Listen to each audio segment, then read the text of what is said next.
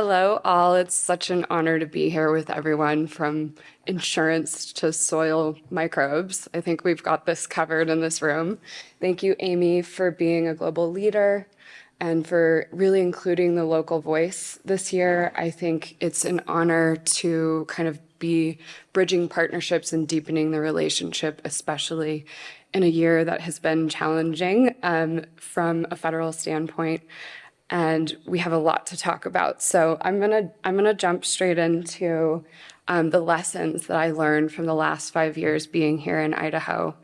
My background, as Amy mentioned, has been kind of a financial mercenary, working with different family offices and government public-private partnerships across the United States.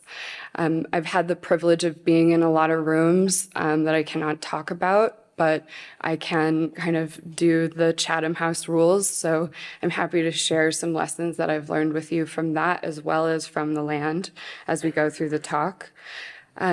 Genus.Land is a assemblage of project finance, land operators, landowners, and conservationists that I created because the solutions are not going to be found inside of our current financial institutions. They're not going to be found inside of single-family offices. They're going to be found in relationship with each other and relationship with the land and listening to the land.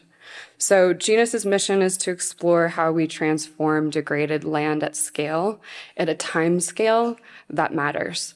The next generation has a compounding problem that is crippling them mentally and physically. And we need to be able to set them up for success if we have any chance of making it through this next 10, 20, 30 years. So I wanted to kind of share some notes of hope from the Camas Prairie. I moved here 5 years ago with a challenge from a good friend of mine who had done a ground-up project in Chile. And his project was to save a fisherman's village called Punta de Lobos. He had seen the Tompkins family kind of come in top-down from a conservation standpoint to create and protect and consolidate land that almost bypassed the country of Chile, and a family office he worked with said, "We can do this again, but we have to do it in a different way." And so there was a ground-up framework that was built in partnership with Patagonia for Punta de Lobos. It was a 10-year strategy with 3 years, no PR, no talking about it. Had to get on the ground, and he met me in San Francisco the day that the world closed down to trade apricots and share his framework with me, and triple dog dared me to move somewhere that you could see impact from space and get started. So I took his framework and started looking for a place that I could move that would make sense. And I found myself in Camas Prairie, Idaho. The questions of why Idaho are really near and dear to my heart, but I want to give you some practical numbers and back into this from, like, where do you start? How do you get started? So the Snake River Basin is 77,000 square miles.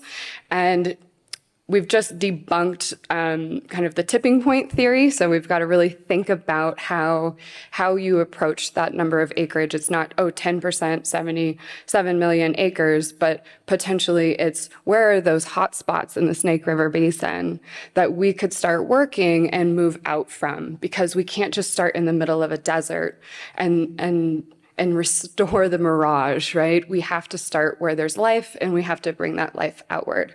So I encourage you to look at this slide. At Genus, we're really always thinking about observation and putting yourself back into the system itself. And so I really wanted to find a geological landscape that would be inspiring for the next generation. And when you look at this, I encourage you to see the smile in the Snake River Basin. It's a smile, and if we green that smile, it's it's easy to invite people from around the world to here. So I do something called an Uber test. An Uber test actually brings me a lot of information from around the world. A lot of our farmers are displaced and refugees driving Ubers, and they'll share with you their lessons from the land if you speak to them, so I encourage you to do that. But every single Uber driver that I spoke to in the last 4 years has shared that they would be more than happy to move here, even though it's one of the whitest states in the country and has some PR issues in that way. They're like, this is the work of our generation. So besides that acreage, the Snake River Basin produces 140% of the agricultural output that it needs to feed itself, but it imports over 95% of its food. So it is inherently a food desert. It has the characteristics of a U.S. city. And so that's another reason why Idaho. I have a long list. I'm not going to go through them, and I want to kind of flip through these slides for you a bit so you can see some other things. So regenerating the soil really takes listening to the soil. And we hear a lot from these beautiful technologists about MRV systems and like technical finance. But at the end of the day, you can stick a thermometer in the ground like you can in your mouth, and you can see how much water you can drink through the land, and it will tell you how it's doing. In 3 years on the property that we were managing down south, just an hour and a half away, we went from 0% water infiltration to 3-minute infiltration. So in 3 years of correct land management. And so the how is really important. We had the privilege of hiring consultants. The idea was not to just use the systems and these amazing, amazing tools that the people here today will highlight for how to get a project started, but instead just do it and do it with a cost-effective mindset. So I'm a cost accountant and an ethicist, and that's what I was trying to do. What is the lowest cost in the shortest amount of time for us to restore land? And what we've learned is that you can really do that if you simply move animals in the way they used to move, like the buffalo herds, and you listen to the land and adapt with it. So the prescription models are not working, and we have all the financial tools we need. We just need them in right relationship. I want to just flip through a few more slides because I was jumping ahead and show you kind of the difference between a large animal paddock grazing and adaptive grazing mimicking those buffalo herds. But you can see the difference between our property and our neighbor's property and the land degradation.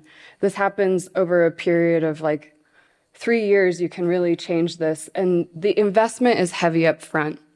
So, and then it's maintenance from there. So the partnership looks different, the debt equity structure looks different, and getting started is the hardest part. But I encourage you guys to find a piece of land, to fall in love, and really go out into the community and start sitting on all these water board meetings and talking to the people with big hats who talk funny, who've got dirt on their shoes and dirty fingernails.